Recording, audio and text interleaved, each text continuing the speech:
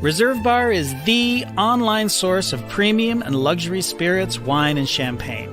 Visit reservebar.com to create the perfect home bar or have the ideal gift delivered. It's also where you'll find the best in new and hard-to-find bottles and those celebrity spirits you've been wanting to try. And the selection is legit huge. Reserve Bar was kind enough to give Leigh and I a couple of freebies, vouchers if you will. We went on the website independently and we ended up choosing the exact same thing. Veuve Clicquot Vintage Blanc 2012. I mean, what are the odds? It's official. We're classy. By the way, no one does spirits gifting better than Reserve Bar. You can get a bottle custom engraved with a name, date, or logo to create the perfect gift, and it always fits. Visit reservebar.com today and use promo code NODUNKS to save $10 off your purchase of $75 or more on spirits, wine, or pre-made cocktails, but only when you use our special offer at reservebar.com, code NODUNKS. That's reservebar.com, code NODUNKS. This offer expires December 31st, 2021.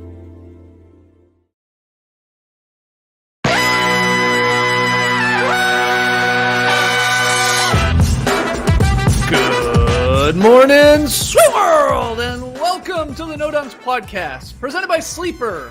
Wednesday, October 13th. This is part 3 of our NBA season preview series. I'm JD Skeets, and alongside me, as always, we got Tass Mellis. What's going on, everybody? What's up, Tassy? Back from the dead, it's Atlanta Braves hot boy, Trey Kirby. Hey, yo! Hey, yo! The international man of mystery, taking it to the Vax, Lee Ellis. Friends. Man, last but not least, making the magic happen is JD. Hello.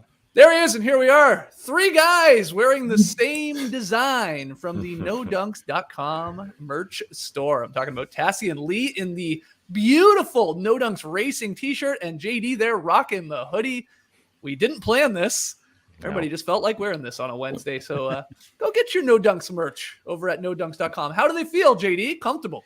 Oh, this is the best sweatshirt we have. I mean, I think I say that every time, but this one's nice and light. It's very, very comfortable. It's all weather, I think, and all weather, even in Atlanta.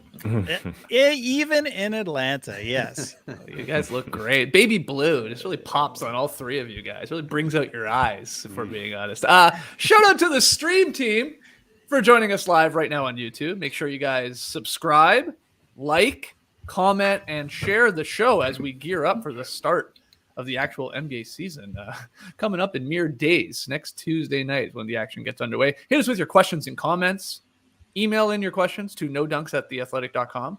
We're going to start hitting the beach soon, too. I just realized once the season starts, we'll have our episodes where we just answer your questions. So get those in. Tweet them in at NoDunksInc, or you can leave them below the YouTube videos. We have reached part 3 here. We're halfway through, or once we're halfway through this show, we're halfway through our season preview series. If you missed the first 2 chapters, go check them out. That's what, Task? 3 hours of content just waiting for you if you haven't watched or listened to those yet. They're like an hour and a half each, I think. At least 3 hours of content. Plus the ads, probably 310. Oh, I don't know. That's right. I mean, the ads are content. Live reads are back. You can call that content. Yeah. JD, do we got live ad reads in today's show, or are these canned? These will be canned. Oh. These will be canned. You know, sometimes people don't catch them live, so we wanna give the folks a chance to experience. Exactly. Nice spin to that. Very nice. The real reason is we just get a little lazy, maybe. Who wants to keep reading those same ad reads all week long? Okay, let's get to our first question here, part 3. We talked about the Western Conference and who are the favorites to win that, maybe in the regular season and then to roll through the playoffs. But today, Tass, we got the Eastern Conference. So that's the first cue for you, my man, and we can eventually get to the odds. I did pull those. But who wins the East, according to Tass Mellis? Where are you going? It is the Brooklyn Nets. It's them. And I hate just being that simplistic about it, but the Milwaukee Bucks would not have won the NBA Finals if the Nets were healthy in the postseason last year. They had a healthy KD and half a Harden when that series was over. And if it wasn't for KD's passion for large shoes, then maybe the Brooklyn Nets win because he had his toe on the line to send that game to overtime. Could have been a game winner. Now, it went 7 games with the eventual champs and no Kyrie for several of those games. So I don't even think this Kyrie Irving scenario would play a factor. The Nets are the best team. They were the 2nd seed last year. Their big three played 8 games together during the regular season. 8. And so they're far better going into this season. They had the best offense in the freaking NBA last year. Again, with those guys playing 8 games. So how can you say it's any team but the Nets? So those guys didn't play the full season last year. Durant played less than half the season. Harden just played just over half the season. And Kyrie, I think, missed about 18 games when all was said and done. But coming into this year, Harden is in better shape. He said it's scary season for the rest of the league. He's not partying anymore. It's him and KD to lead the way. With the best shooter in the game, Joe Harris had the highest 3-point percentage in the game, and then healthier guys. LaMarcus Aldridge is back. Blake Griffin is there for a full season. Paul Millsap is there. Patty Mills. How many open shots is Patty Mills going to get playing with this team? If you remember in the postseason, when they took the Bucks to 7 games, Kevin Durant had to create absolutely everything for that offense. So Patty Mills subs in for Landry Shamet. Patty Mills can make things happen on the offensive end, just like he did for FIBA basketball, right, Lee? I mean, that sort of dynamic there, they didn't have that. This team is better. Javon Carter, even as a backup point guard to pressure the ball. They got James Johnson. They're going to try and throw at Giannis. I probably mentioned like 10 guys there. So that's a way deeper team. And even if Kyrie Irving isn't there, which we saw the Athletic Shams Charania drop the report that Kyrie Irving is not going to be with the team, as we talked about yesterday, until he gets vaccinated. And in this report, he said he's not anti-vaccine. So I kind of would expect him to come back. We saw last year, he said he wasn't going to talk to the media. Eventually, he talked to the media. I would think that he will eventually get the vaccine. And I think with Kyrie and his teammates, you kind of expect these sort of things where he's not going to be around to happen. It happened in Cleveland where he didn't talk to his teammates for extended periods. They won a title with LeBron James. It is really unfortunate that he hasn't taken the vaccine. I can understand there's people in the U.S. That have hesitancy, that don't believe what governments say, what governmental associations say. But those people are reading misinformation and reading the wrong information. Kyrie Irving has access to all of the experts and all the correct information. And so I would expect him to come around and to be vocal about his decision, because he should be, because he knows exactly what he should be doing right now. And either way, though, on the basketball floor, if he's not, I still think the Brooklyn Nets are the friggin' the favorites by far. And it sounds nuts to say that, but if you look at what happened last year, again, barely playing with each other, being a 2 seed, and all that, and now being an even stronger, deeper team, yeah, they're the favorites. Yeah, Vegas agrees with you. I mean, here are the Eastern Conference odds. They are by far the favorites to come out of the East, followed by the Bucks there, then the Sixers, Heat, Hawks, and Celtics. Trey, what do you think? Does Tass make some great points here? Kyrie or no Kyrie, it doesn't really matter to the Brooklyn Nets' chances to win the Eastern Conference, or is that disrespectful to the Milwaukee Bucks?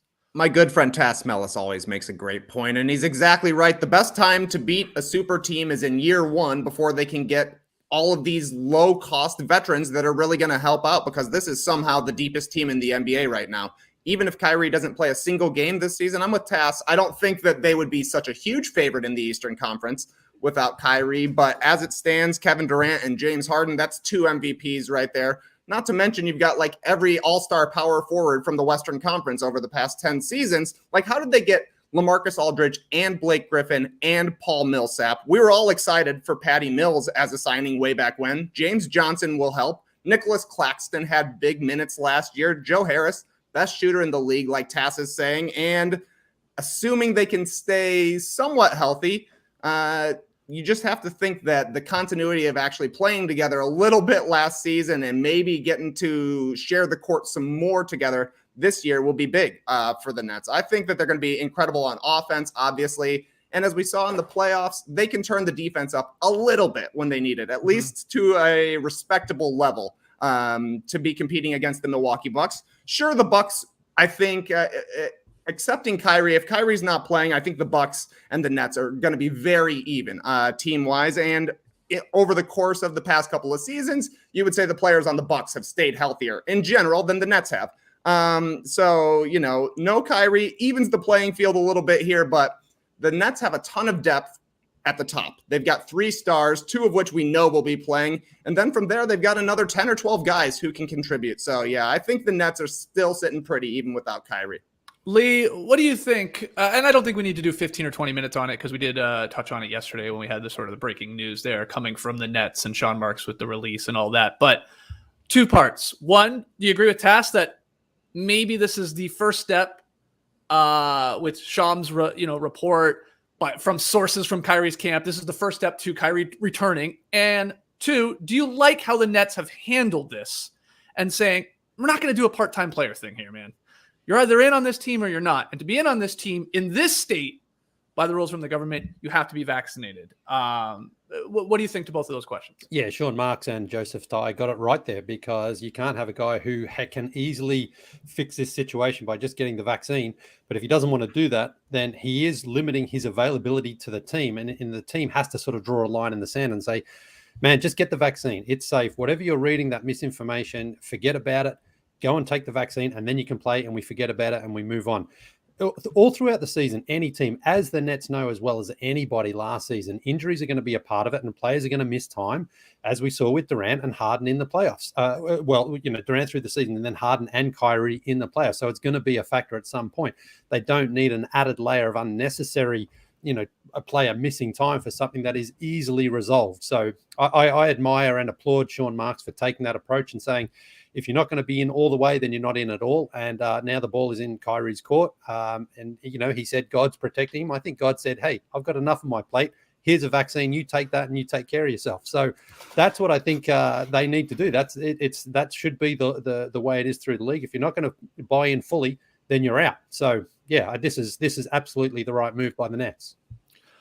What does this all say about the Milwaukee Bucks? Again, I want to go back to them. They're the defending champs. And yeah, it was a close series, but Giannis went to the next level. Middleton and Drew had, at times some questionable games, but at other times looked like incredible, second and third stars on that squad behind Giannis. They're still deep. They really have only lost who? PJ Tucker, was important to them, but it wasn't like he was locking up Kevin Durant in that series. Bobby Portis back on an unbelievable deal, and they just have that no Budenholzer, cloud hanging over them and all that. Oh, if he comes up short, he's gone, and where do we go then? And Giannis is signed; he's there long term. It's like they should be so loose, Tass, in a good way, and confident that they can hang and beat anybody. I think I get what all you're saying with the Nets. Look, Harden and KD alone. Whether Kyrie, by the way, averaged like 27, 7, and 5 on 50, 40, 90s. Like, he was amazing when he played. So he's an important piece, but those 2 guys are that good, Harden and KD. I still like the Bucks, though. I'm not writing them off just because of the Nets, top talent. You can't at all, especially with Giannis, appearing in the finals to really go to a next level. I think that's something that could just carry over again with that, that championship sort of monkey off your back. Yeah, and I don't think they were playing their best basketball against the Brooklyn Nets. I think it picked up against the Atlanta Hawks. Even when Giannis went out, they became more of a family. They became more of a Fast and the Furious when Giannis went out, and Drew Holiday and Brook Lopez and Chris Middleton had to take on bigger roles. Mm-hmm. Then Giannis came back playing on half a leg. And I think I finished the finals with a 50-point game. I think that experience, if we look back to those Miami Heat teams in the early 2010s, Chris Bosh went out. They somehow rallied. He came back. He played the 5. Some adversity kind of gets teams to their best level. And I think that's what happened with the Milwaukee Bucks. They are at their best level, no doubt. But I think you can look back to those 2010 teams and look at sort of what Trey was saying there. Year 1, it was really, really difficult for those Miami Heat teams to build around their stars. They ended up losing in the finals to the Dallas Mavericks in year 1. Year 2, they found a way to get enough role players to go and win the thing. And it would sure help if the Brooklyn superstars were healthy as well. That's a big part of it. The Bucks are very good, but you got 3 MVPs, a lot of MVP action there with the Brooklyn Nets. so much talent on their front line that they could lose one of those guys and still be that good. And Aldridge and Millsap, I know they're past their primes, but I think you can look at those guys, and even though I think we've asked the question before, 20 years from now, who are two guys you'll forget about that were really great players in the league? Well, they got both of them, LaMarcus Aldridge and Paul Millsap. Those two guys, how many All-Star appearances between them? 11. 10, But they're just perfect role players for this team, and they are so stacked. So yeah, they've improved greatly. I mean, how many positions? Those guys, like a healthier LaMarcus Aldridge, I think Javon Carter's gonna play a factor, and Nick Claxton, as Trey said, like those guys, they're deeper than the Bucks. The Grayson Allen move is good, but yeah, if you take Kyrie out of the equation, though, and you just line it up like your best three against our best three, I think it's a lot closer than maybe we're leading some to believe, in the sense that it's like, who's the third best Nets player in this scenario? Is it Joe Harris? Probably. It's not Aldridge or Millsap or Blake Griffin. Yeah, okay, so it's Joe Harris. Okay, KD, Harden, Joe Harris. Good. But then Giannis, Middleton, and Drew Holiday, that's close to me. And the Bucks will, in a playoff series, the Bucks are going to have Giannis, and the Nets still don't have an answer for Giannis, no matter how many power forwards they bring in. Like Aldridge, if he is healthy come playoff time, it'll be nice to have a little bit bigger of a guy than Blake Griffin. Blake Griffin, great effort last year defensively against Giannis, but Giannis is Giannis, and there's a reason why he won 2 MVPs, and he's still got a couple of inches on basically all those guys, or the speed and the strength. So that's going to be the battle for the Nets and the Bucks, is who can assert their dominance, really. Like if it's Giannis dominating inside, you're looking at the Bucks, and if it's all the perimeter guys, no doubt you're looking at the Nets. Final question with this. Oh, sorry, go ahead, Lee. Oh, I was just going to say, like, I think though you are actually going to see these two teams really competing down to the wire for that number 1 seed, though, because I think it is really important. The Bucks lost 1 game at home in the playoffs last season. That was game 1 to the Atlanta Hawks.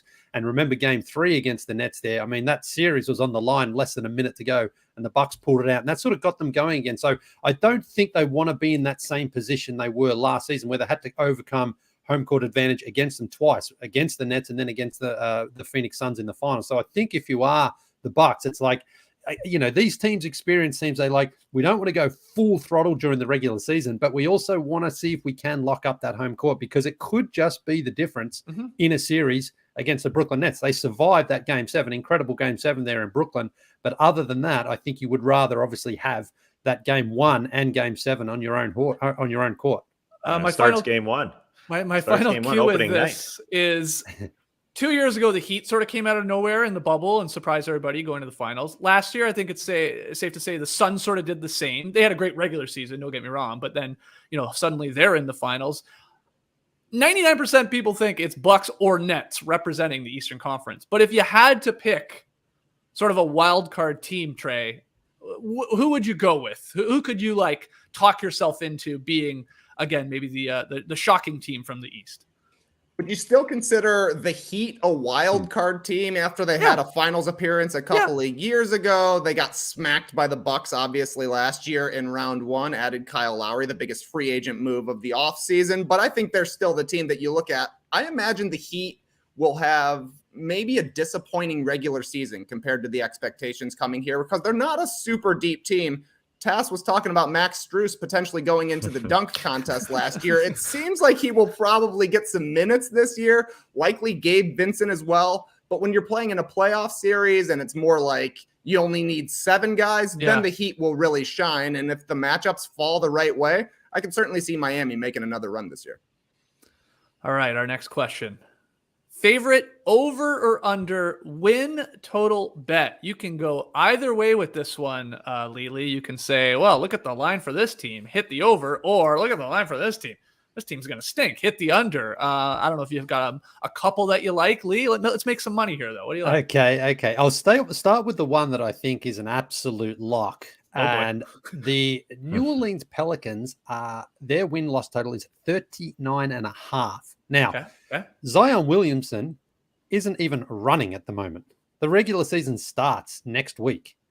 If he's back before Thanksgiving and 100%, I will be shocked. And for that reason, I really do think the Pelicans are in trouble here. They do not have a super deep roster. Their second best player is probably Valanciunas, and then maybe Devontae Graham after that, who they picked up in the offseason.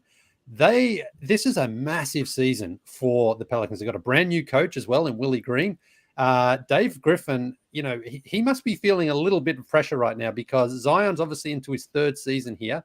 They want to keep, we're already hearing the sort of whispers about his connections to the New York Knicks. Now, Zion said he loves New Orleans. Of course he did. Someone said, make sure you say that. But if he doesn't come back, and again, he's coming off a foot surgery here, and he's not running a week before the season. He's a big guy. He's a strong, heavy guy, but I think it's going to take him a long time to get back to real solid game shape there. And I just look at that roster. They're in the Western Conference as well. I think you are going to cash in heavily if you smash the under there for the Pelicans. I think they'll be right now with everything we know and the prognosis on Zion.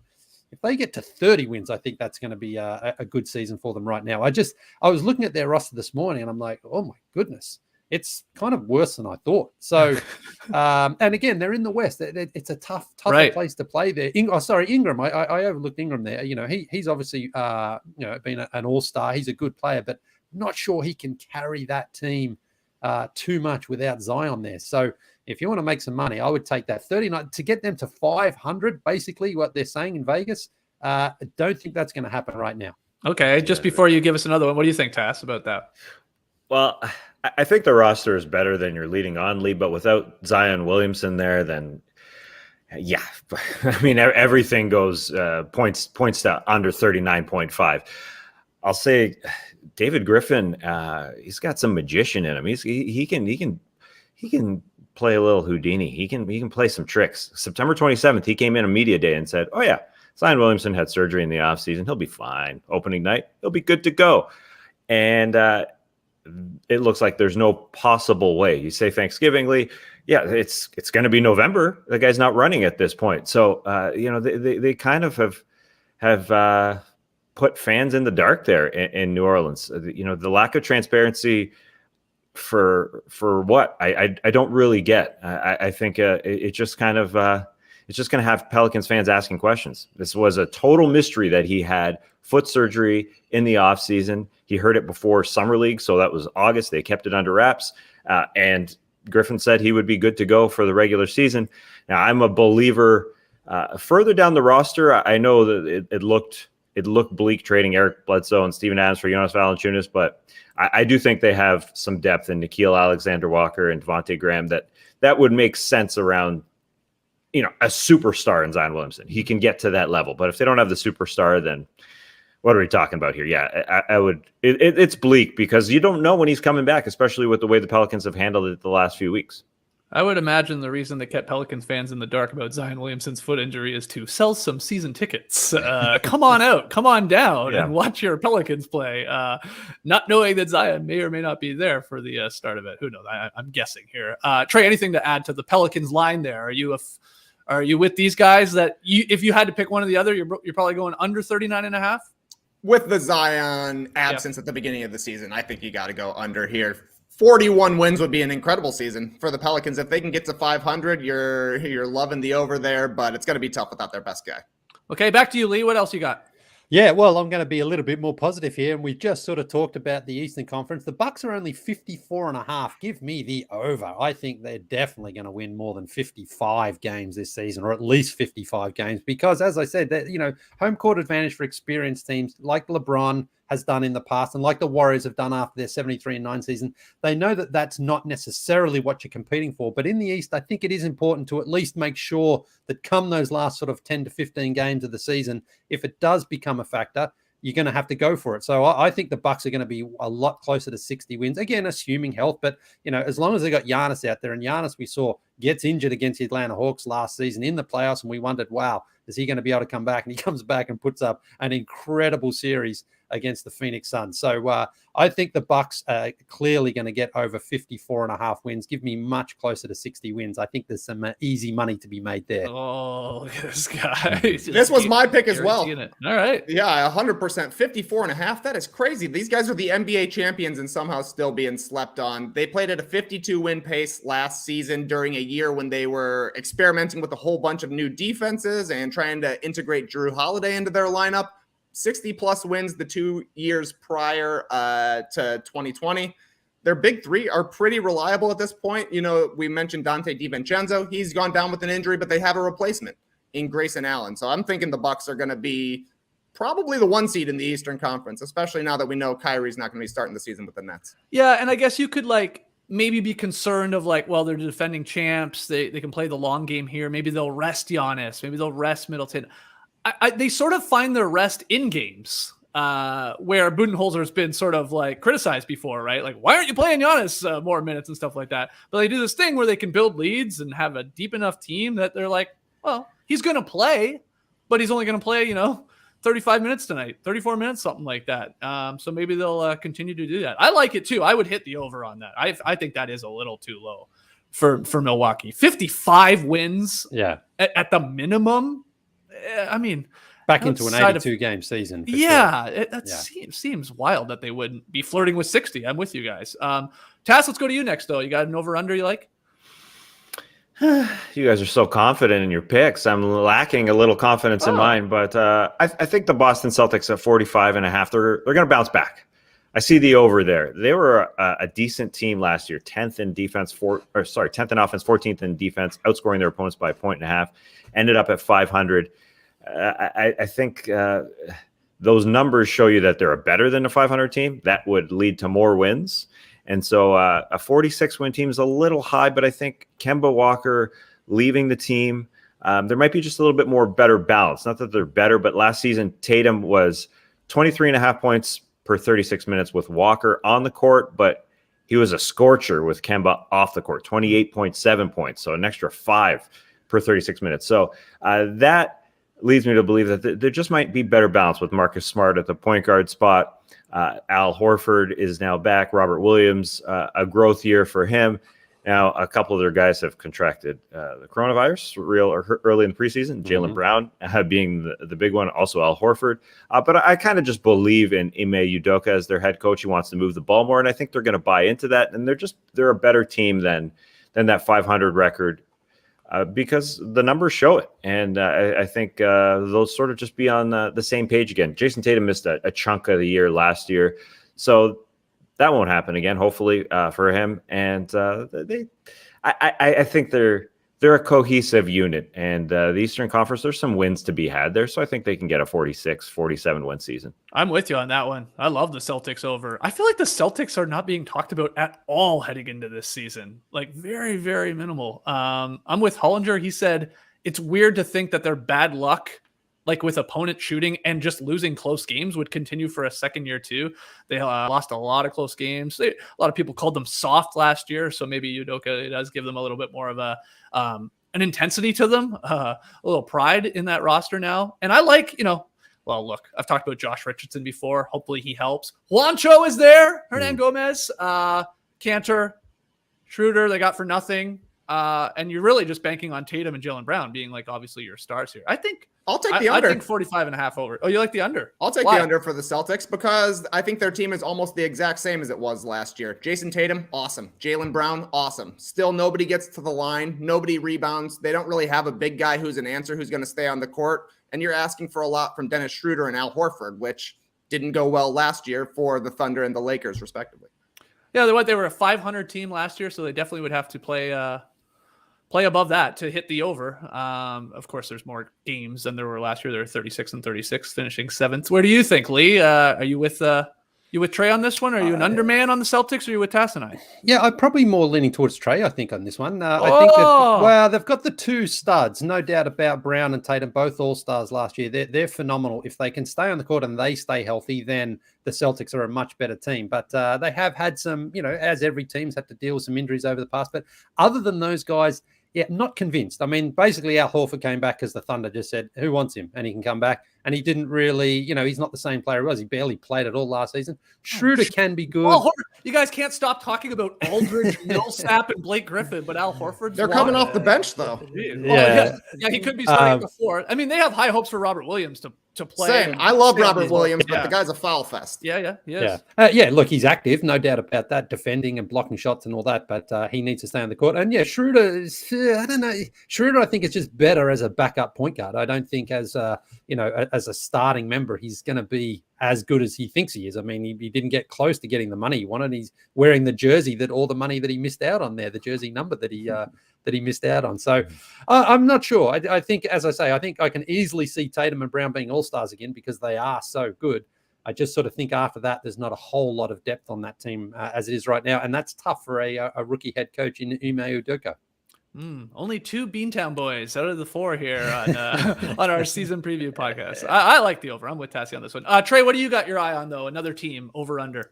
Here, let me freelance one for you, Skeets, because mine was the Bucks. I really like the Bucks over, but I'll take a Miami Heat under. They're 48.5 right now, and I just think that they're going to take a little bit of time bringing Kyle Lowry into the lineup. Like I mentioned before, they're not a super deep team. They're going to be better in the playoffs, and I don't know, Jimmy Butler's a guy who will miss a little bit of time. Kyle Lowry will miss a little bit of time, most likely, and if that's the case, the Eastern Conference has gotten pretty solid this year, so I could still see the Heat finishing as a top 4 seed, but I don't think that's necessarily a guarantee. They will be a team nobody wants to see in the playoffs, but I don't think bringing Lowry in will be a super easy. I mean, I think it'll be super easy over the course of the season, but right away, there's going to be a little bit of an adjustment time, a new guy who handles the ball quite a bit. And I just, there will be times, no doubt, when the Heat's offense disappears and maybe the defense is good enough to keep them in the game, but they don't pull it off with the dub there in the end. So you had the Heat as 48.5? Is that 48.5's their number? Yeah. Nearly a damn 50-win team there. Okay, you're going under. I got one more I'll throw at you guys. Raptors. No, the Raptors I'm avoiding like crazy. I've already said, I go back and forth between, what's their line? 37.5 or something like that? 35.5. It was 35.5. Oh, man. You could just see them I don't know. If they got off to a slow start, you could see them leaning in towards, let's just get a draft pick and let's trade Dragic and let's just play all the young guys and hey, let's slow play Siakam and all that. Though they could be very good too because they obviously have this very switchable defense and you got a great coach in Nick Nurse. And yeah, could they win 36 games? It seems like they could. I'm not touching that one, Tass. I will touch the Jazz. How do you touch Jazz? I don't know. Touch the notes. Body. I'm going to get canceled for saying I want to touch the Jazz. No, I like the Bucks. I find this line very weird. 52.5. The Utah Jazz are going to win they're going to win 53 games. They are. They're like the continuity alone. They're a damn good regular season team. They are, as we've said on one of the previous podcasts, I think it was Trey, they're basically the Milwaukee Bucks of old, which was, all right, we know you're an awesome regular season team. We know you're going to flirt with 60 wins every year. Show us in the playoffs. Show us in a playoff series that you can adapt and go a little bit deeper. So no one's going to care about them at all this year because oh yeah, Jazz won again. Who cares? Let's see it in April and May. But I mean, they had the best net rating in the league last year. Top 4 offensive and defensive. I just thought they won 52 games last year in a 72-game season. So you got 10 more games. I think this one's a no-brainer. I don't know if I'm getting any pushback from any of you. Lee, got a problem with that one? No, it's the same. I agree. They are a good regular season team. The big question for the Jazz is in the playoffs. But for this question, that doesn't matter. This is how many games can you win? And the Jazz just win a ton of games. So yeah, I can easily see them getting over that line because that's what they do. The big question is, will that, change come playoff time? But they're a very good team, well coached. They've got the balance, the depth, the defense, the home court, all those factors that make you just pile up wins in the regular season. Yeah. Here's one way you touch Jazz, Skeets. Sure. This is one of your favorite photos of all time. Yeah, that's how you touch Jazz. Yeah, Pau Gasol and Tim Duncan. Pau on the sax. Looks like an alto sax in his hands. I don't know. Could be a tenor. And Timmy? Yep. Is that a bass or is it cello? Zach Cox used to play that, I believe. JD, you want to jump in here? What is this? What do we got there? Yeah, that's a bass, I would say. Imagine lugging that around at school. Yeah. Imagine being I did. What? I played that in grade 9. I had to ride the subway and a streetcar. Oh my god! With that thing back and forth. Oh, brutal. Did you make a few bucks though, like busking on the subway?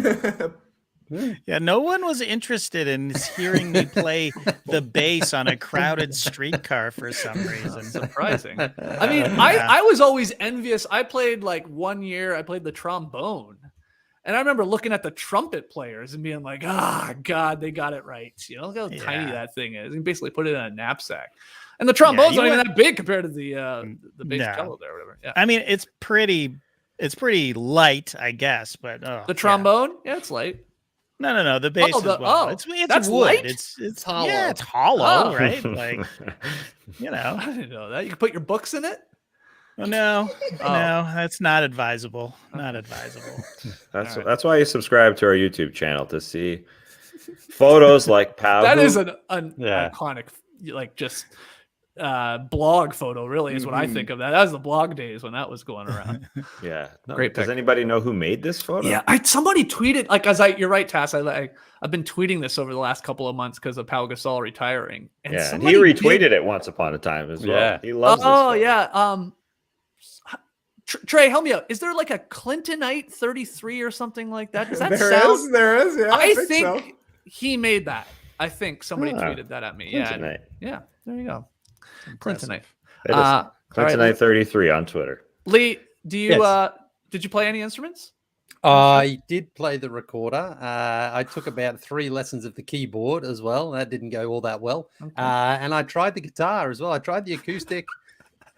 Just don't have the fingers for it. That's all. That's just not there, because I'm trying to play, one part of it, and then I'm trying to get the fingers going. I couldn't get them to coordinate. So, unfortunately, being a rocker was not in my DNA there. So, disappointing. I love the acoustic guitar, but just can't play it. I've got Blame the fingers. Yeah, I've got one still in the closet behind me that Matty O left me. I can pass it on to you if you want. Yeah. Nah, I mean, my old mate Dan Mouse as well, old Eight Toes' brother, he picked up the guitar so What's his easily. name? Hold on. What's his name? Dan Mouse? Mouse, yeah, their last name's Mousley. He picked up the guitar so his last easily. name's Mousely, not Yeah, Mouse. yeah. But he picked it up so easily, and I was like, oh my God, he's a natural. So I thought I'd be the same, but nah, wasn't to be. So Having heard you sing, I'm shocked that that's the case. Well, you know what? I actually found a guitar one night. It was at it was in Brighton in England in 2002 when Fatboy Slim played this massive concert on Brighton Beach. 250,000 people were there, only expecting 60,000. Shut down the whole city because people were just flooding the city.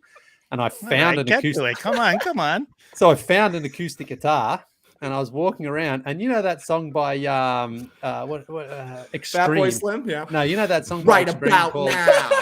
More than words? More Than Words. Yeah. I started playing that because it's just like, you strum and then hit the guitar, strum and hit the guitar. And I started playing that and just singing along. And people came along and it was like joining in. Like, it was like, for a brief minute. Next thing I know, 250,000 people, eyes on me.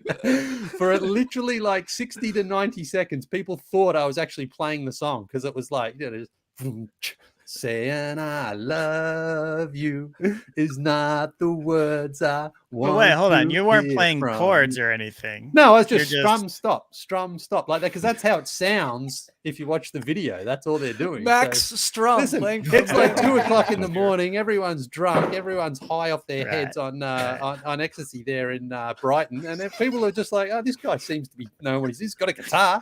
I mean, he brings a guitar to the beach."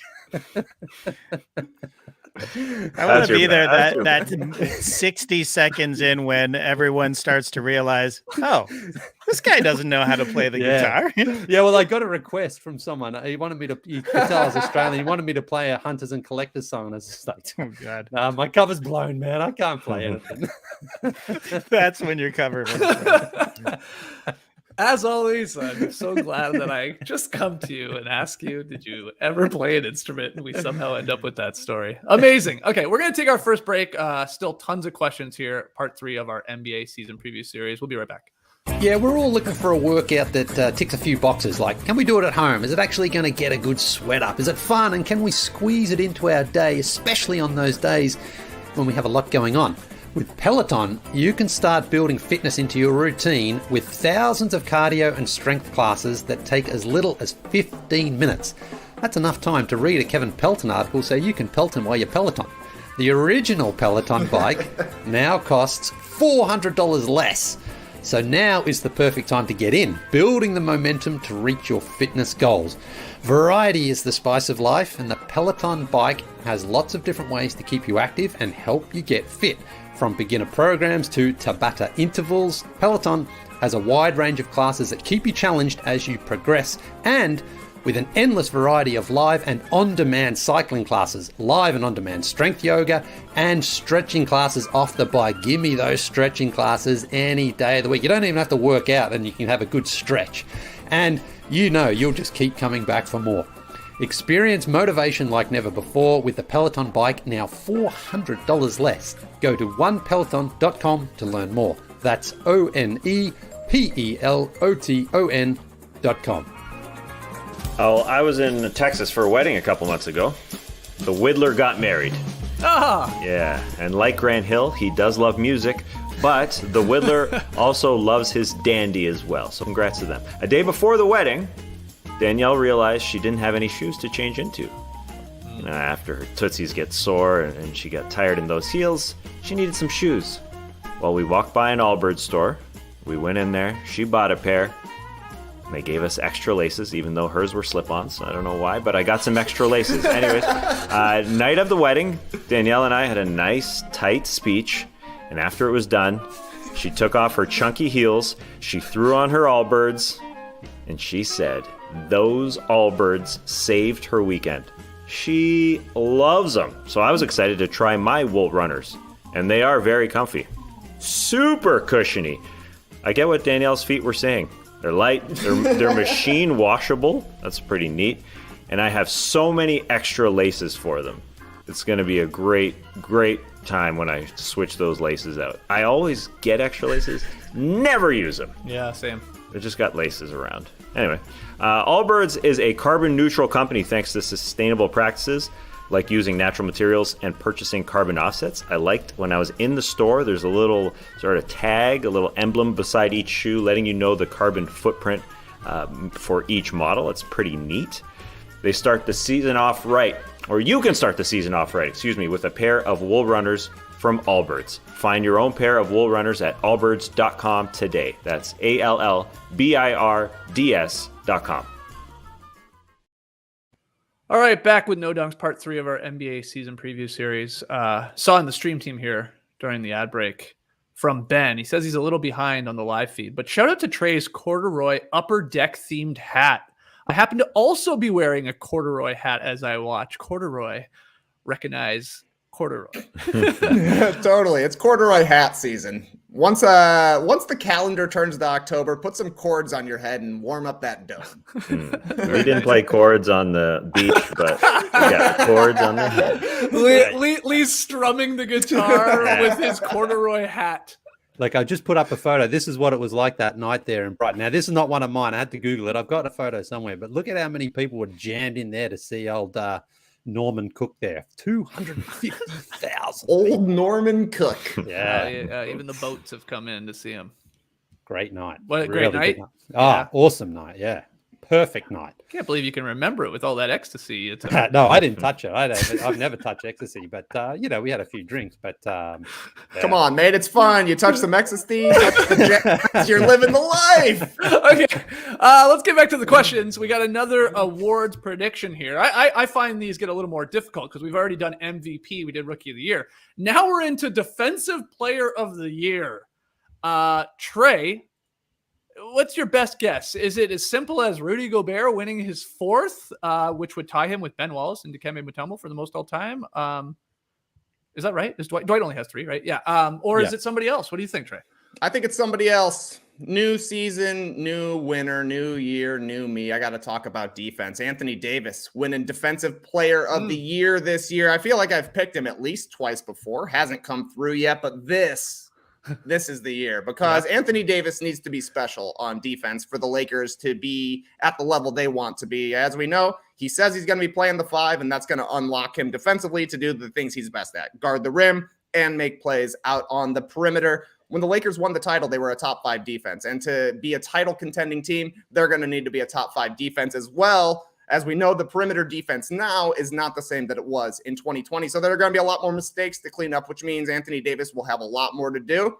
And I think he's up to it. He didn't have a great season last year. I feel like coming into early in the season, once it started in December, he was just in a little bit of slacking mode, kind of taking it easy to start the year. And the Lakers just never recovered. He eventually went down with an injury, but now they've got a lot to prove this year. So give me AD winning his first DPOY. I like that pick too. He's made it clear he wants to win this, at least in the past. It was sort of like on his little list of things he wanted to accomplish. The one difficult part is they did have a great defense still last year. Amazingly, they were the best defensive rating team in the league. But now no KCP and no Caruso and like injuries to Horton Tucker and Ariza to some extent, like wing guys. If they remain the best defensive team in the league because of a great system that Vogel has in place, I'm with you. I could see AD getting a lot of the credit, and probably deservedly so, especially if he's playing at the 5. But they have to remain probably still a top 3 defensive team, and I guess it's in play. Tass, where do you go with this one? AD, Gobert, somebody else? And I'll throw up the odds here too, Tass, if you want to take a look at them and make some money for the people out there. What do you got? Oh, I'm not very good at prognosticating defensive players of the year. I think it's hard. I tend to go towards a big for sure. And I like the narrative to back, because I think it really it helps somebody win it. So if Anthony Davis can have the Lakers up close to the top after they've lost a couple of their good perimeter players in Caruso and KCP, he's got a great narrative for sure. And he has already been sort of around the top the last couple of years. He definitely wants to win it. And so I like that pick. And I think it will be sort of a theme around the league that guys who had bad years last year, or, subpar years for them, will bounce back. And I think Anthony Davis will be focused on that. A lot of guys now have a real offseason. The Lakers didn't have one last year. As we said, it was 2 days ago last year that they won the 2020 title. What, it's a mind boggler there that it doesn't really make sense. So I think that this offseason really will help Anthony Davis. Will they have a good defense, though, with Russell Westbrook being the quarterback of that D?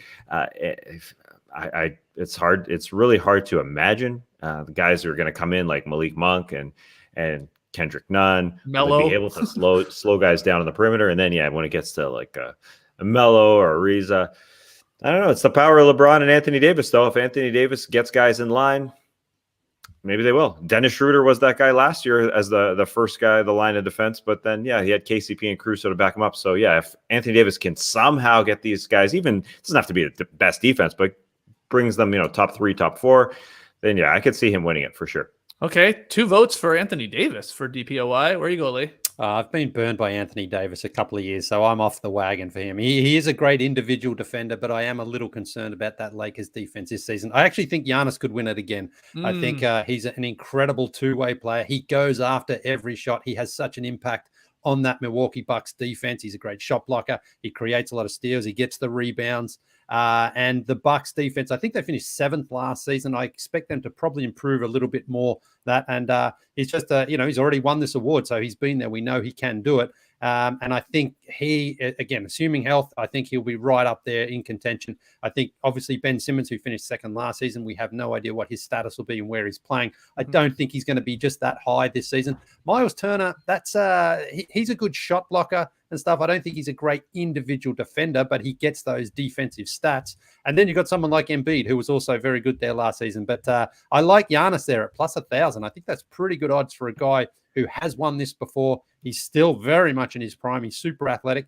He gets dunked on a bit, but that's because he's always contesting shots and he's always there around the rim. So I like Giannis out of those. I will say Matisse Thybulle, his Olympics for Australia were incredible defensively. I don't think he's got enough to win the award in the NBA, but I certainly expect to see Matisse Thybulle get a lot more recognition for his defensive contributions. He made all defensive second team last year. He played 20 minutes a game. Yeah, he's that good on that end of the floor. Yeah. If he can hit down and not start knocking down shots consistently for the Sixers, you could see there could be some MIP buzz for someone like him, because he's very, very good defensively, great at reading lanes, great individual defender, and a very good shot blocker and steals guy. So he's got all the tools. He just needs to be able to stay on the floor for a little bit longer than just 20 minutes.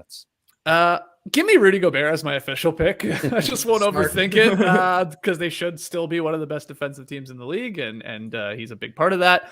Draymond Green is fascinating to me. If the Warriors surprise some people, they were a top 5 defensive unit last year. You look at that roster, like sort of like, huh? How? I mean, he's a huge instrumental part. He's like that KG where he's just like letting everybody know where they should be. So I could see him getting some buzz. I think Joel Embiid, of course, is in the mix. Bam Adebayo. And then maybe I think it's more difficult for a wing guy to do it. OG Anunoby is maybe a possibility if the Raptors do have an elite defense, and he would be a big reason why, though that's going to be sort of like a 5-guy defensive unit, but someone's got to get the credit. So he'd be a wild card. But I'm going to go Rudy. I won't overthink it. Let's hear from everybody in the stream team. Let us know your defensive player of the year picks in the YouTube comments. Maybe somebody we haven't named yet, because with this award, it does feel, I don't know, just always feels like it's like the same 4 or 5 guys. It has been at least the last couple of years. No Kawhi right now because of his injury, but it has been, it's Embiid, it's Rudy, it's Bam. Yeah, Miles Turner's always in the mix there because of the blocks. And who else am I forgetting? I mean, that's sort of it for the most part. So we will see. Okay, next one. Which coach is on the hot seat?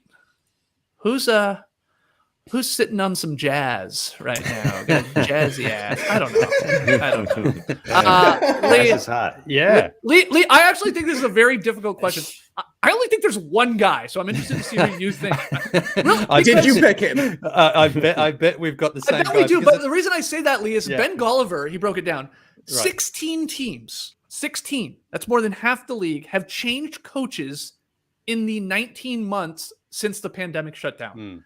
The Pelicans and Pacers have executed 2 changes during that time frame. I mean, this is wild. So there's so many new guys, and like the mainstays like Rick Carlisle, Brad Stevens, Terry Stotts, I mean, they've all moved on. There are 5 coaches that are with their current franchise since 2018. That's wild. So there's not a lot of options, I don't think, because you usually get a year or 2, but where are you going? Well, I think by default, then it just has to be Luke Walton in Sacramento, because he's kind of dodged the bullets already up there. And I think, again, if the Kings get off to another bad start, I think he'll go. I think what's kept him in the past is the Kings just didn't want to have to pay out another guy who's not coaching them.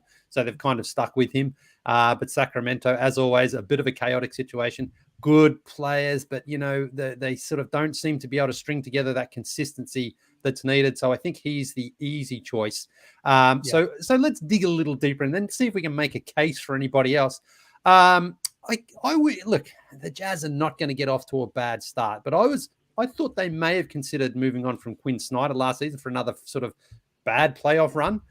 If things go wrong there, he's kind of, there's been a little bit of tension with Donovan Mitchell there, but it's so hard to see because the Jazz are a very good, consistent regular season team. So I can see them getting out of the blocks, 12-4, and it's like they're not going to fire him there. So other than they've also had 3 coaches in 30 years. Yeah. But then, other than that, I mean, Dwayne Casey just got an extension. Michael Malone, I don't think the Nuggets, unless, again, short of a catastrophe to open the season, I don't think they would move on from him.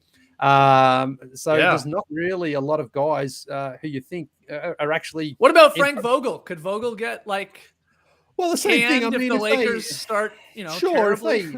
if they're 4-15, then that's the easiest thing to do. But again, it's just hard to see the Lakers falling off that much. So there's really nobody I would think that's sort of super concerned about their job. They've either got enough time here to get things right, or they're just a veteran who is going to sort of get through the season. So I think, unfortunately, Lukey's going to be sitting there playing musical chairs by himself to start the season. Yeah, I mean, they haven't made the playoffs in 15 years.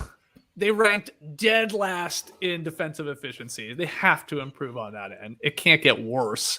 And the real kicker, actually, for Luke Walton probably getting canned if they start slow, is that the general manager, he came in after Walton's hiring. That's never good. It's amazing he's still there, as you talked about, Leigh, in Monte McNair as the GM for that team. So he comes in after the coach is already there. Well, the GM's first thing is like, well, let's get my own guy in here and see if they can do a little bit better with the roster we have in place. So it does feel like Luke Walton task. Can you make the case for anybody else, or is he the only one?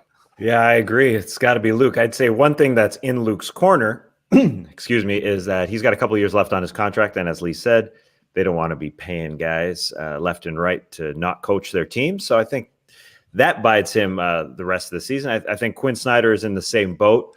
Although Jazz is hot right now, and you said the Jazz are predictable, unlike the Jazz music, which isn't very predictable. Right? It's just all over the place. Yeah. Kelly Dwyer can tell us. You get a little saxy from this corner, you get a little trumpy from this. Everybody's just soloing at the exact same time. But that's a cohesive unit, and it's like a Budenholzer situation there with Quinn Snyder until the playoffs. Right.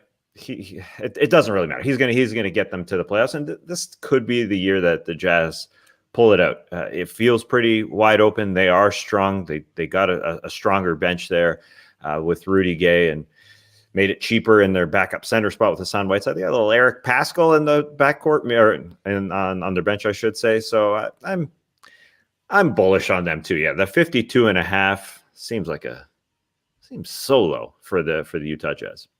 Trey, is there anyone we're forgetting with the hot seat?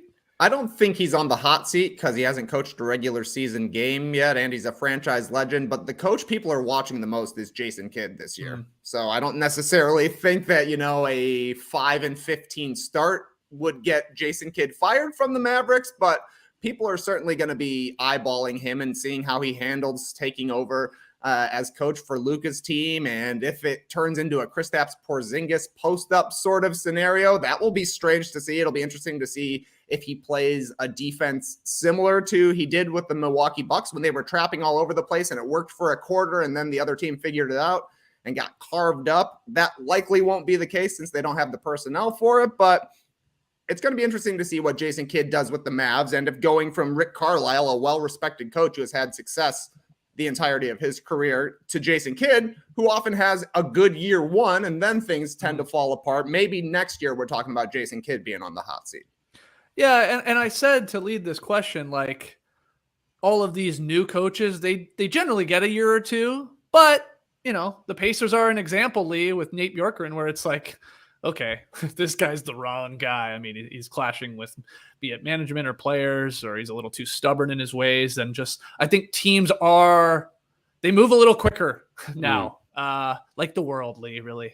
Yeah, I think where it's like they're not as hesitant to be like, okay, well, we screwed up. Let's get another guy. Yeah.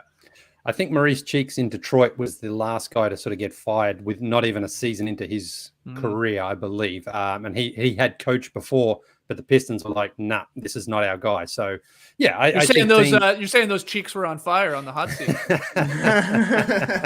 They wanted less cheeks, not mo cheeks.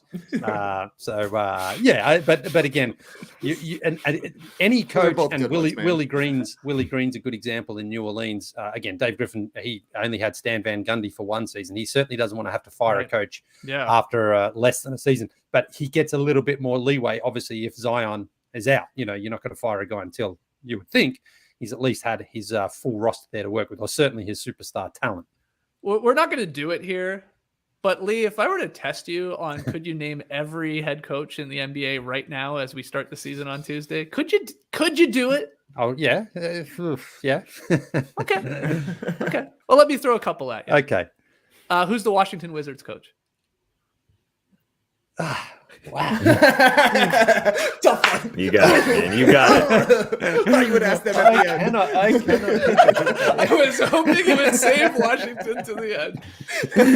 He thought I was going to ask him San Antonio Spurs or something. Yeah, Wes Unseld Jr. Yeah, there you go. Okay, I got one more for you. Yeah. Orlando Magic. That is Jamal Mosley. Okay, there you go. That's impressive. That's pretty nice. I sort of remember because he was, I think he was the Maverick. People thought he was going to take over from Dallas there. Yep, that's right. But he was kind of disappointed that they overlooked him. So I sort of remember him then getting a job somewhere else. And yeah, Orlando. Okay, and San Antonio Spurs?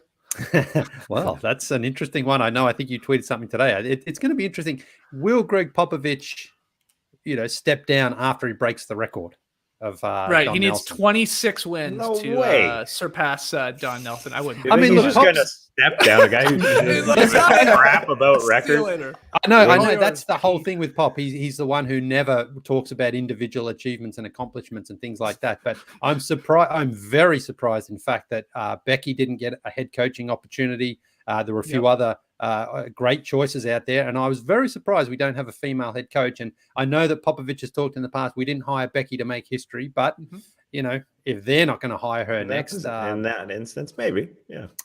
I don't know, but we'll see. It would certainly go against the grain of Pop to say, all right, I've got the record and now I'm done. But I also think he is hanging around to get that record. I think he's this close. He's like, I may as well now. I mean, why not? You said what, 26 wins, Skeets? Yeah, I was going to say, do the Spurs win 26 wins? Well, that's I feel like their over-under is pretty close it's to that. 28 and a half. 28 and a half. At least what I'm looking at here right now. Yeah. Ooh. So it's close. They'll probably be better than expected. Yeah, probably. They'll probably win 30 games at the very least. Greg Popovich on San Antonio Spurs. They always do that. A week before the playoffs, Pop just says, I'm done. Out of here. I'm out of here. See ya. Oh my goodness. That would be very ironic though, like you said, Lee. Like he generally doesn't care at all about individual accolades, and he just wants that all-time coaching wins record. He wants to pass Don Nelson, and then he just retires. He's like, I got it, suckers. See you later. Good luck catching me. Okay, we got 2 more questions to wrap up part 3 of our NBA season preview series, but we got to take our final break to pay the bills. I watched a lot of sports yesterday. Baseball? Yep. Football? Oh yeah. Basketball? You betcha. Nice little Sunday watching every Chicago sports team win their games. Woohoo. It was made even better with the Sonos Arc. The Sonos Arc is the premium smart soundbar for TV, movies, music, gaming, and you guessed it, watching sports. Thanks to the precise, immersive sound of Dolby Atmos, you could hear Candace Parker screaming at the referees and feel the bone-crunching hits of the monsters of the Midway. Sonos's True Play tuning software optimizes Arc's sound for the unique acoustics of your room. Sounds so good you could almost taste the Chicago-style hot dogs they kept showing during the White Sox victory. And during those precious few moments when no sports were sportin', the Arc's incredibly clear sound and rich bass is ideal for streaming the new 50-year-old Grateful Dead concert that just dropped. Sonos works with all your streaming services, plus you can listen to thousands of stations free on Sonos Radio. And with Sonos, you can start with one speaker and expand your system over time. All Sonos speakers connect over Wi-Fi so you can group speakers in different rooms to play music and classic podcasts throughout your home. Go to Sonos.com today to learn more. Big news, guys, from my favorite home security company, Simply Safe. They just launched their new wireless outdoor security camera. That's right, Simply Safe, the system that US News and World Report names Best Home Security System of 2021, just got better because you got this brand new outdoor security camera. It's engineered with all the advanced tech and security features you want and need to help keep you and your family safe. I have Simply Safe. I don't have this outdoor camera, but I know I'm getting it because my neighbor just told me the other day that she thinks someone broke into her backyard and got into her pool. What? Yeah. And we were like really trying to figure it out. I mean, it's in the backyard, of course. They either went through the gates, they went over a fence, but the pool was like, it's like a soft shell above ground pool. And it was like somebody had stepped on it and it went down like 2 feet. A bunch of water actually rushed into my backyard and the cover was taken off. And we're like, very, very confused by this. So we could use this camera because it's got an ultra wide 140 degree field of view. So you can keep watch over your entire yard and maybe even your backyard or your neighbor's backyard. It has 1080p HD resolution with an 8x zoom. I could zoom in on the guy's Speedo he's wearing that's splashing around in this pool. It has a built-in spotlight with color night vision so you can keep an eye on what's going on day and night. And maybe the best part, it's super simple to set up and it usually just takes minutes. The camera integrates with your Simply Safe home security system, extending its protection to the outside. Together it means every door, window, and room are protected, and now your property will be too. Your above-ground pool will be covered. To learn more about the exciting new Simply Safe wireless outdoor security camera, visit simplysafe.com/nodunks. What's more, Simply Safe is celebrating this new camera by offering 20% off your entire new system and your first month of monitoring service free when you enroll in interactive monitoring. Again, that's simplysafe.com/nodunks. Back with No Dunks season preview. Our next question, it's a silly one. Favorite moment or meme of the offseason /preseason? You can go wherever you want with this one. Task, get us started. What was your favorite moment? Well, Anthony Edwards of the Minnesota Timberwolves, he had a great rookie season, not only on the court, but off it. He was just such a lovable guy, a great quote. He's an enigmatic dude. And he went into the offseason and had himself a real fun time, it seems like. So there's a few parts to my answer here. The first part is he was interviewed by Monica McNutt during Summer League. He was asked, what's he been doing? And man, I'm just jealous of Anthony Edwards. This guy's just doing a ton. Let's take a listen to part of that interview. I got a new hobby, bowling. I'm really good at bowling now. Oh. Yeah. Very. Like strikes? Yeah. Bumpers or no? Man, come on, man. Like 200. I'm bowling 200 for sure. Okay, that's not what we talked about pre-interview. Tell me about Lake Minnetonka. Oh, yeah, man. You know, I got baptized in Lake Minnetonka. I hit a couple backflips, swimming. I'm going back out there real soon. Meet me at Lake Minnetonka, all Minnesota fans. I'm going back out there. Jet skis, everything. We're going to have fun. Can you swim? Yeah, like Michael Phelps. Like Michael Phelps? Yeah. Oh, okay. Yeah. All right, guys, before this gets out of hand, that's Anthony Edwards. In case you didn't know, there's nothing he can't do. Yeah. Multi-talented, baby. Multi-talented. The guy does it all. In an interview, just throws out he's bowling 200, doing backflips. Apparently, during the offseason, he grew 2 inches from 6'4" to 6'6". His coach said it as well. It wasn't just him. So yeah, that's pretty big. So that'll help this year. And also, this isn't from this offseason, but I found out that Anthony Edwards' dog is named Ant Jr. And when you name a dog after you, that's cool. And there's a picture of Ant Jr. and he did a little black and white session as well. If you're watching on YouTube, it's a cute little dog. So, man, this guy's just living it up. So what's that photo from last? I think it's from 2020 is when he got the dog. I believe the dog is about a year and a half. I'm not sure. I don't know when his birthday is, but Ant Jr. He loves him. I think he got him during the dog. That's right. A lot of people got pandemic pets, and I think Anthony Edwards was one of them. Yeah, good. He is hilarious. I could listen to him talk about anything. Yeah, he's so funny. Let me pitch you a quick nickname for him. We know he's good at basketball. He says he's good at bowling. He can do backflips. He had that interview last year when Alex Rodriguez bought the team, and he was talking about how good of a baseball player he was. Why don't we call Anthony Edwards Mr. Perfect? The guy can do everything. Oh, I like it. If he starts like chomping on gum too, wearing a towel, smacking it out of the way around his neck. Yeah. Oh, I like that a lot. Pretty good. There's something there. Okay. Okay. So Anthony Edwards, just the star of the offseason for Tas Melas. Leigh, let's go to you next. What do you got? Well, I was honestly just going to say, Sean Yu on Twitter just put up his entire feed. He is brilliant at putting up the memes. Have you guys seen? I think you guys must all follow him. I think he's what from a plug for Sean Yu. Every time he puts one up, it's a banger. He had 3, I think, just yesterday. He had a couple of great ones out there. So I was going to put that one up, and there were some other really good memes in the summer. Do you want to explain what they were at least? Like, there's one about from the office, from the US office, where Dwight is in a club or something like that, having a good time, and someone comes up and touches him from behind, and then he turns around and he's got this like shocked look on his face, and it was like Ben Simmons returning to the Sixers. So that was great.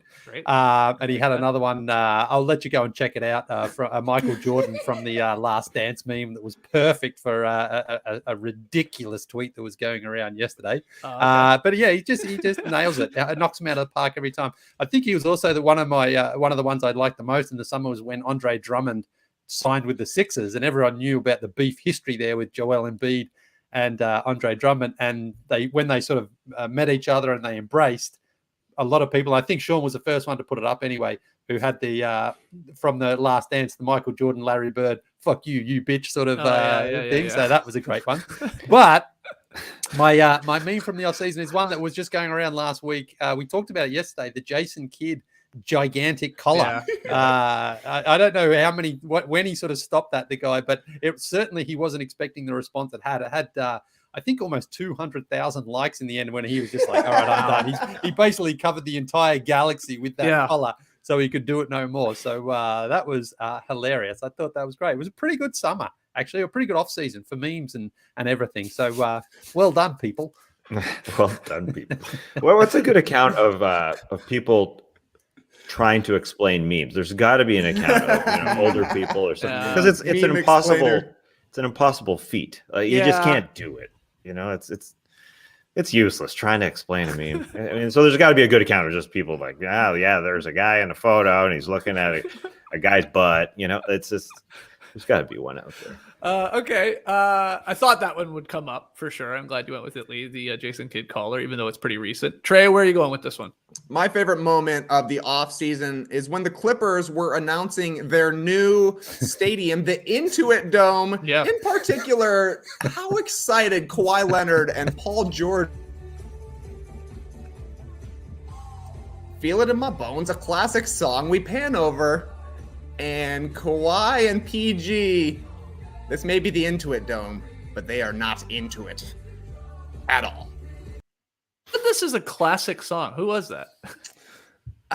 Okay, so I looked it up. I don't know who is performing this, but I think it's called "Feel It in My Bones" by Tiesto featuring Tegan and Sarah. Oh, okay. I don't know Tiesto well enough to know what he looks like. He was at an F1 race, I believe, at the Netherlands Grand Prix, but I don't think that was him. I don't think that was Tiesto himself, but great video from Arash Markazi, and honestly, just an incredible screen cap of how excited Kawhi in particular was to be there looking over. So good. Steve Ballmer even is not super excited. That's crazy. Steve Ballmer wasn't standing up grabbing thighs at that little press conference. Remember that, Lee? Yuck. What are you talking about? The guy was pumped, man. He was having the time of his life. There he is. I knew he They're just grabbing his arm saying, "Get off me, you creepy old man. Come on, that's weird." Well, my favorite moment of the offseason was also involving the Clippers, also involving this new arena that they are building. But it was a particular tweet from Arash Markazi that you said there, Trey. And it was this. I'll read it to everybody and show it. The Clippers will have approximately a 27-to-1 fan to toilet or fixture ratio at the Intuit Dome. Steve Ballmer said it will be the most in the NBA and allow fans to take care of their business and not miss a play. There was so much written and tweeted about the Clippers having a bunch of crappers in their new arena, which was amazing to me. 27-to-1. Incredible task. That's a great ratio, huh? It is. I'd like to see a breakdown. Those are just numbers to me. You know, what's every other arena? Well, I think, okay, don't quote me on this because I did some like really shitty, pun intended, research. And I thought I saw that the Jazz maybe have a good one, like an 85-to-1. 85. Oh. Yeah, so 27-to-1. No problem. Lily. So, that one guy we used to work with, he could definitely at the arena, if he had to take a crap, take off all his clothes, hang them up in the stall. No problem. No one's banging on it. There's so many. Yeah. It reminds me of that Curb Your Enthusiasm episode where Larry's assistant is monitoring his toilet trips, and it's Richard Lewis's girlfriend. He's like, "What's going on? You're going 10 to 14 times a day?" And Larry's like, "I don't need her monitoring how many times I go to the bathroom a day." It's they go back and forth. They end with them, Larry and Richard Lewis having a colon contest. So I just couldn't believe how much was like written. I mean, it's the off season, so I get it. But there was Ballmer talked about this. Like, there's like a good couple paragraphs of him talking about all the crappers they're gonna have in this new dome. Toilet. He's so pumped. He's like, you don't gotta rush. You'll never miss a play.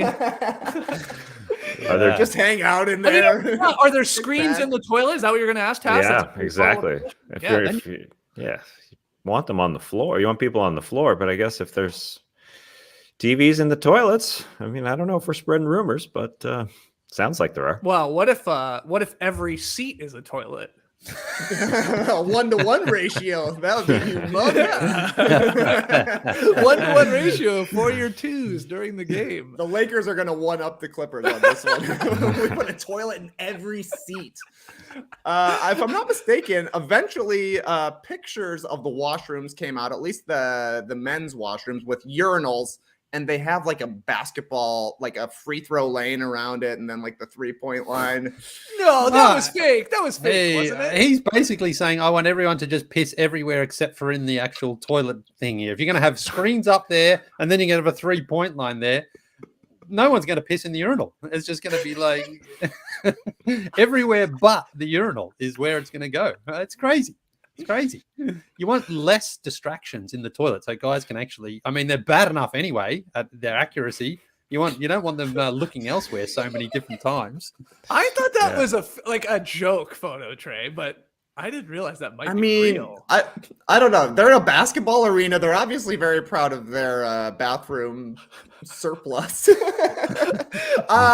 looked fake, but I don't know. I like to imagine it's real. I thought I've seen that photo before. That's why. But yeah, probably maybe so. we'll have to do some research on that. Well, here's a photo you haven't seen. Another great moment from the offseason. On the day that NBA 2K was releasing their rankings and all the new stuff for 2K22, sorry. Evan Fournier was not happy. Every fucking year, bro. I am sick of this shit. And look at the picture they gave Evan Fournier. That was Evan Fournier when he saw what they made him look like in NBA 2K22. Doing the Pau Gasol hoof hands.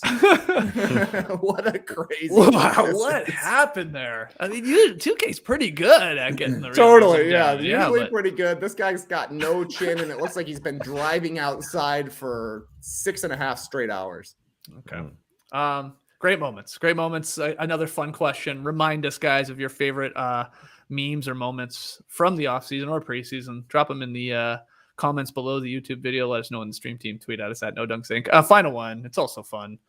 We ask this every NBA season preview. And honestly, we've gotten it right a couple times where we try and predict the next big fashion trend in the NBA. There was the infamous one year where we called turtlenecks. We straight up said turtlenecks were going to be a thing, and we nailed it. A lot of guys started wearing turtlenecks. So that is the final question. Biggest fashion trend. Try and predict it. I'll go first, guys, because I actually just saw this recently, and I'm like, yep, an NBA player is going to show up to the arena wearing this. You can lock it in. And it's really weird. I believe it's Japanese. That's who created this. It is the full face sunglasses. Now, okay, quite a look. Again, I think an NBA player will show up in this, especially because we're in the mask era right now. We are in a pandemic. It is covering your mouth there too. For those that are watching on YouTube, for those that are just listening, we are showing this insane new sunglass that it just covers your entire face. Sort of Squid Game like, I guess, too. So I think this is the next big thing. Trey, would you wear this? Well, Skeets, I recently had to go to Lenox Mall here to get my phone fixed, and I saw a kiosk selling these. There you go. And I was so close to stopping and getting one of these because, man, how crazy would this look with my giant beard sticking out of the bottom of it? A very V. Stiviano look, if we're being quite honest here. What a throwback. But I think we will see somebody wear one of these. Yep. I don't know. Who would I put my money on? Montrezl Harrell. I think Montrezl Harrell will wear one of these. Kelly Oubre? Sure, good call. He could show up in that. I could see that. Yeah, this is a question here. Oh, no, that's not that one. It's this one here. Still with don't they fog? I mean, yeah, automatically that would be my first question. Like, doesn't look like there's a whole lot of room there to for the how do you breathe? Sort of. Yeah. Huh? Great point. I wouldn't worry about it fogging on the outside. Yeah, I mean. Inside might be a little uncomfortable, but you do crazy things for fashion. Okay, so I'm calling the full face sunglasses. Lock it in. That's going to be the new big fashion trend. Leigh, let's go to you next. What do you got? Yeah, this is always the toughest question. It's not guessing what people are doing. I'm actually going to say I don't have a photo of it, but I've noticed with the Atlanta Braves baseball run, Trey and Larry Luke, they're getting super tall with their hats. Maybe that's going to be a thing. Oh, yeah. Oh my God. Wow. I think that's Trey's answer. Oh, wow. Yeah, my answer is funky hats, Leigh. For me, it started with seeing Timothy Lawawu Chalamet going to be starring in the new Willy Wonka. Somebody's going to start wearing very weird hats, maybe a top hat, probably Carmelo Anthony. And like you're saying, every win the Atlanta Braves get here, this hat is getting taller and taller. And I know funky hats are going to be a thing because even Skeets is posting pictures of himself wearing an insane hat. What is this? That is honestly like a cricket hat from Australia. Yeah, it's from Australia, Lee. Oh, is it? Pop sent me this, yeah, and they said this might be the most insane Raptors hat ever made, and I'm like, a lot of people saying I look like Waluigi. Oh, totally. Yeah, which is true. It's I guess it is a cricket hat, right, Lee? When you make your debut for Australia in the test team, you get a baggy green cap. And that's exactly what it looks like. And it gets you a little number on it, what number you are to represent Australia. And that's it. I mean, those ones are a little small. That one looks a little bouffanty there, but it's the same sort of material, same sort of design for sure. Why does this exist is the real question. Like, that's... Like, who is making a cricket Raptors? Yeah, that's the thing. I mean, for Australia, yes, you want one of those, but for casual wear, no, I don't think so. No, you don't think I look cool in that? I mean, hat's just not your thing, Skeetsy. I think we're friends long enough for me to say. Damn. Well, wearing it actually like you are right now in the podcast format, it's actually not bad. But when you just put one on, with the peak there at the front. It's just not really your thing. It's just not your style. So this is sort of lame. I get it, but I owe 2 pick and payoffs. Can one of my payoffs just be to wear this hat for a show? It's so funny. That seems fair because that's wow. It's a weird hat. It's a weird hat. There's a lot of people in Toronto playing cricket. There's some cricketers. Yeah, I used to play cricket in Toronto. It's great. Yeah. It doesn't really make sense. I don't think you need to wear a Raptors branded giant cricket hat out there. But where did they send it from? It was sent from Toronto. It's Dunk Cop is located in Australia, so that's where they got their hands on it. And they were kind enough to send me. Well, the hat Trey's wearing, the Corduroy hat, I gave it to him because Lee says I look like crap in hats, so I gave it to him and got some T-shirts that we'll start wearing on the show too. Okay, so.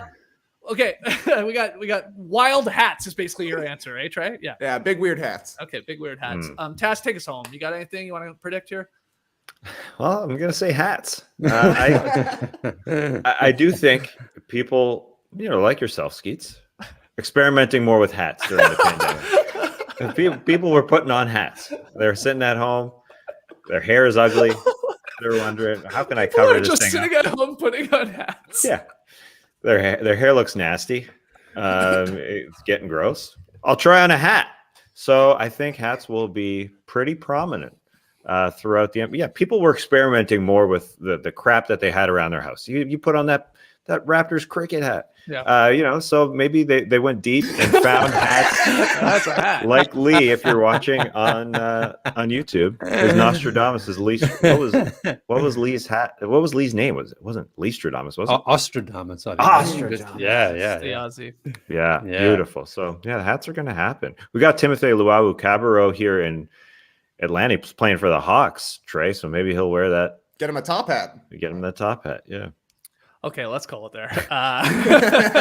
Talking hats, this has been a wild one. You can tell we're at part 3 here. Some of us will be back tomorrow to answer more burning questions about the upcoming NBA season, part 4 of our week-long preview series. I say some of us because, guys, it won't include me.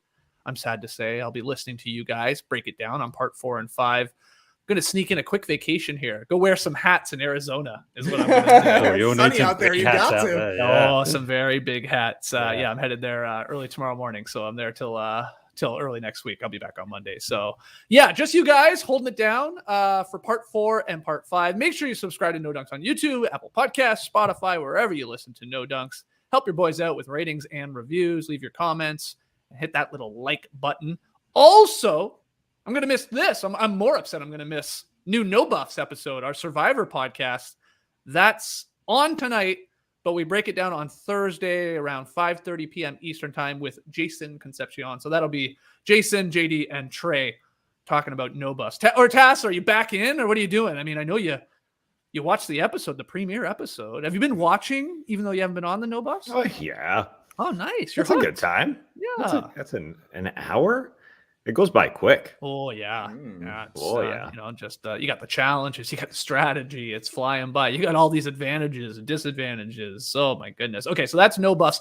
That is its own separate feed, guys. If you're a Survivor fan, seek out No Buffs Survivor 41 podcasts. We also, of course, do the YouTube video. It's its own channel there. So go hit that up. Subscribe if you are a Survivor fan, and tell your Survivor fans about No Buffs with Jason Concepcion. Okay, guys, you have a blast tomorrow. Part 4 and 5 coming up later this week. I'll talk to you guys soon. Until then, Clipper Bros. You heard it here first. Have a great time. Turn up. Love you guys. Awesome. Thanks for joining us. And remember, no Skeets Thursday and Friday, but I'm sure he'll be bringing us back some hats from Arizona that will be sporting next week, right? Yeah, I could do my best. I'll find you guys a hat or two. At an airport, just a bad airport hat. Sure. You want a Delta hat? I can get you a hat. All right, embrace the day, people.